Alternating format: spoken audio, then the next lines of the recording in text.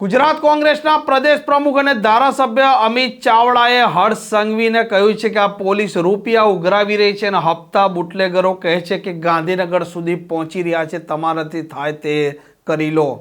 વૈષ્ણવજન તો તેને કહીએ જે પીડ પરાઈ જાનાને રે।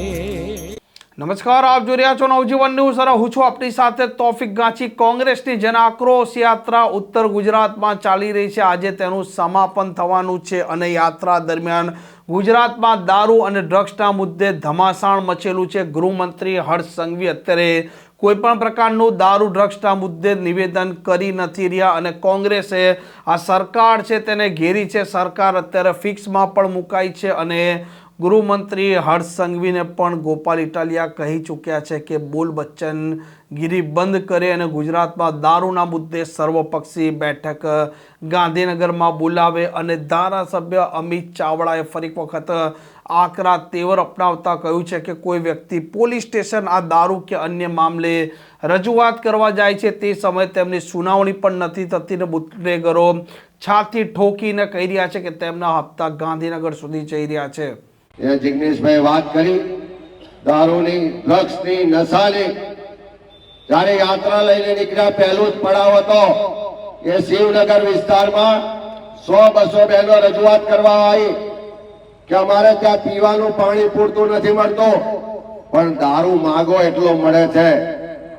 આ દારૂ ડ્રગ્સને કારણે અમારી નવી પેઢી છોકરાઓ નશાના રવાડે ચડીને જિંદગી બરબાદ થઈ જાય છે। નાની ઉંમરે બેન દીકરીઓ વિધવા થાય છે। પોલીસ સ્ટેશન રજૂઆત કરવા જઈએ તો કોઈ સાંભળતું નથી। બુટલેગરો છાતી ઠોકીને એમ કે છે કે જ્યાં જવું હોય ત્યાં જાઓ।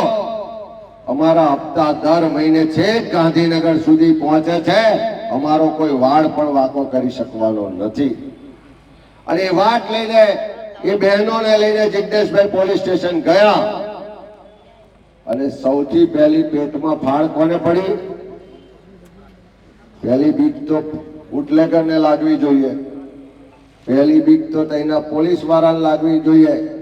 પણ સૌથી પહેલા જો કોઈના પેટમાં ફાળ પડી હોય તો આ રાજ્યના સંસ્કારી ગૃહમંત્રી છે, એમના પેટમાં ફાળ પડી કે આ જો યાત્રા આગળ ચાલશે, આ રીતે લોકો બોલતા થશે, આ રીતે કોંગ્રેસના આગેવાનો લડાઈ લડશે તો દર મહિને જે કરોડો રૂપિયાની આવક થાય છે, દર મહિને જે કરોડો રૂપિયા એમના ઘરમાં આવે છે એ સરકારમાં બેઠેલા લોકોના હપ્તા બંધ થઈ જશે। એના કારણે બીજે જ દિવસથી પોલીસને કીધું કે વિરોધ કરો। જિગ્નેશભાઈનો વિરોધ કરવાનું કીધું। આ યાત્રા ખેડૂતો માટે લઈને નીકળ્યા, આ યાત્રા યુવાનો માટે લઈને નીકળ્યા, આ યાત્રા ગુજરાતની બહેનો માટે લઈને નીકળ્યા, આ યાત્રા ગુજરાતમાંથી ભ્રષ્ટાચાર નાબૂદ કરવા લઈને નીકળ્યા। તો આ યાત્રાને રોકવા હિંમતનગરમાં બધા રસ્તામાં આવીને ટોળે ટોળા આવી ગયા। મેં બહેનોને ભાઈઓને પૂછ્યું કે શું તમારે ગુજરાતમાં દારૂ વેચાવા દેવો છે? તો કે ના। મેં કીધું શું આ હપ્તા રાજ ચાલે છે એ ચાલવા દેવું છે? તો જવાબ નતો।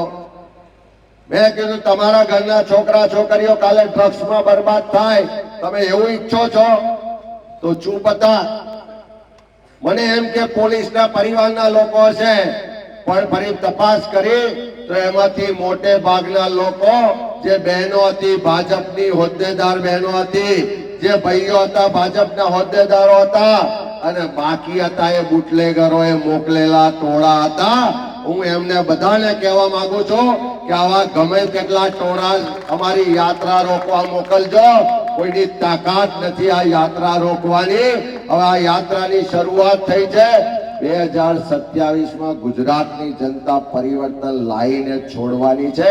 એ યાત્રા મારફત આ ગુજરાતના જનતાએ પરિવર્તનનો શંખનાદ કરી ચૂક્યા છે।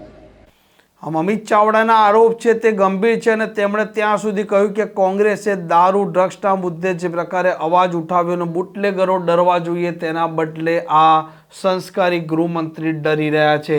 આ પ્રકારના સમાચાર પ્રકારના અહેવાલ માટે નવજીવન ન્યૂઝની આ ચેનલને લાઇક, શેર અને સબસ્ક્રાઇબ કરવાનું ભૂલતા નહીં। નમસ્કાર।